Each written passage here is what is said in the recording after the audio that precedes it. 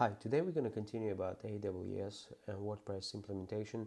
We're going to talk about static IP address, how to connect your custom domain, which is hosted somewhere else, with the AWS WordPress installation. One of the first steps in order to attach your custom domain is to create a static IP address. Here they use slightly different terminology, and they call it elastic, but it still has the same meaning. Okay, so we're on this page. The first thing would be to create a new address. So we click on allocate the new address. We choose the Amazon pool and click allocate. So here we are, we've got IP address created for us, and it's our new static public IP address. So now the next step is to associate the new IP address with the instance, which we have already. So here you can see the screen. So here there's a mention about we associating this IP address, which we just created. You can see it's there in the brackets. And we're associating it with the instance. We're not associating it with network interface. So it's an instance, and there's only one instance we have. So it's easy. When you click on drop-down list, there's only one instance. So we select that. We don't select private IP address, although that instance will have the IP address and it will be also listed there, but since we already allocated the instance, it automatically will use that private IP address, so we don't have to put it there. So here we are. So we'll click associate, and that IP address which we used to have before, it will change to this new one, which will be the permanent IP address. Okay, so click on associate, and here we are, it's successful. So as you can see now, we have the IP address, we have the instance associated with it, and we have the private IP address. So that's all good. And then we can put it in the browser, and here we are. That will take us to the same website.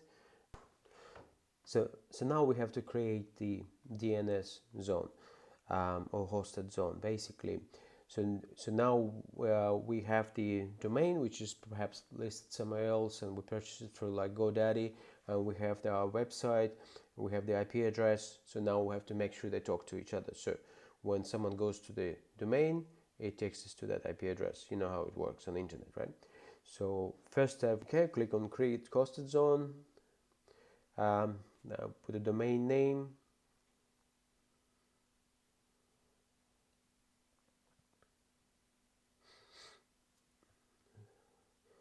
And any comments you like, and it's a public. It is public. So here we are. So that's created the values for that particular domain. And you can see there's 1, 2, 3, 4, and if you select that, it gives you them all listed there.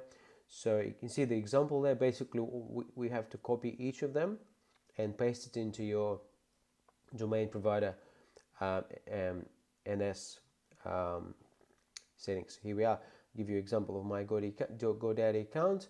So here we are. There's DNS management and name services. So we're going to use the custom. So you select the custom, and then you start going through each name server, and basically just copy and paste that name into name server. So we're going to copy one at a time. So we're going to copy one at a time. Here we are. So as you notice there, here those values, they have a dot at the end. Some companies like GoDaddy, like if you don't remove the dot, they're going to complain. So you see that, and then it's all red, so it's not valid. So we have to remove the dots. Remove the dot, click save. Yep, and it's working now. So those name services is provided by Amazon, AWS, and we have to put them into your domain register. Okay.